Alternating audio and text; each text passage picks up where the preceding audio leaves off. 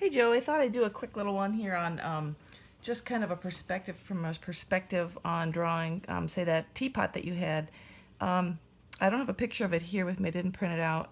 Um, but essentially, it's a series of stacked cylinders.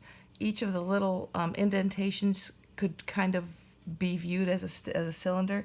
So if we're going to draw something like that, I would start with the base and check to see what kind of curve that you see. And it'll probably be a nice gentle curve. Now the thing with curves like this, you can see I'm going from side to side. If we draw and flex our wrist like this, you can see that the tip of the pencil, you can't even help it. It makes a really nice even curve. So if you find yourself not being able to come up with a really nice even curve that way, take your piece of paper and you just turn it to the way that that curve makes sense. And now what I can do is I can pick a point to start and make a nice curve, and I don't even have to try. It comes out absolutely perfectly, just wonderfully. So when you're doing something like that that has a curved base, if you can determine how curved it is, just start out with that flexing of the wrist, and that'll give you, you can't even help it, it makes a really nice curve. As for the sides of the vase, or the sides of the cylinder, if they appear curved, you can do the same thing. You can make a gentle curve here and then a gentle curve on that side.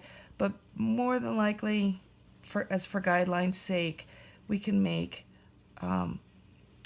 straight guidelines that go up the sides like this. And again, these are just guidelines that we'll erase later. Now, every place that there is a curve with the different layers, I would flip this and then make the curve. And again, these are just guidelines to help you get an idea of where those curves are. Now, what happened here, what I want to do next is I want to make sure that this point is parallel or even with this point, okay? And the same down here and down here. And what I'm going to do is I'm going to use a ruler and make sure it's parallel.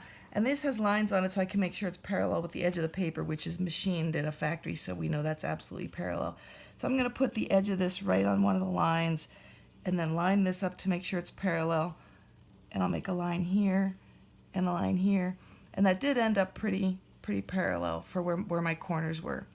And then next I'll choose this side and I'll put a line here, and then again I'll make sure this is parallel down here. And this does not have to be perfect. You can use a piece of paper, you can use anything to figure out where this parallel line goes. But using the sides of the paper as a guide, because that's their factory cut, we know that's parallel.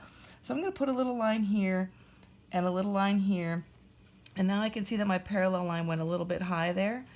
And then I'll go back up to this one. I'm going to choose that point.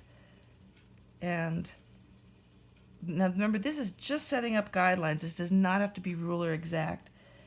And pretty close there, pretty close. Now what happens is this line, these little guidelines will get erased. You won't see them when you're done. But now in your case, excuse me, the edges here are rounded. So you would go from that point to that point and make them rounded and rounded. And then I can't remember what the top of your cylinder look like, but let's just say it ends up kind of like with a top like this. Okay, so now you have kind of some guidelines in getting your cylinders symmetrical and lined up. That makes the eye look it makes it look a little off.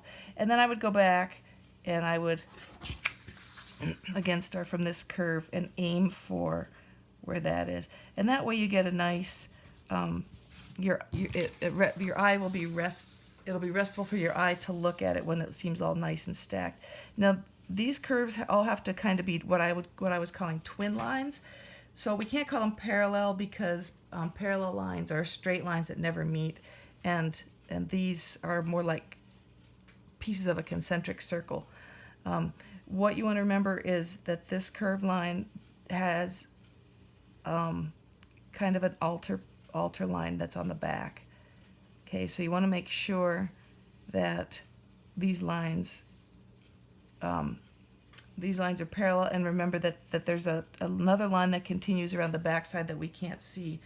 So that can kind of help you decide how curved to make that.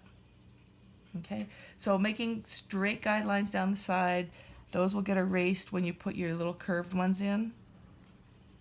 And then you end up essentially cylinder, cylinder, cylinder that are stacked on top of each other, but you've rounded out some of the lines and you've softened some of them also. All right, that's just a quickie. Hope it helps, and hope you try it again this week and continue to refine. Thanks, Joey. Bye.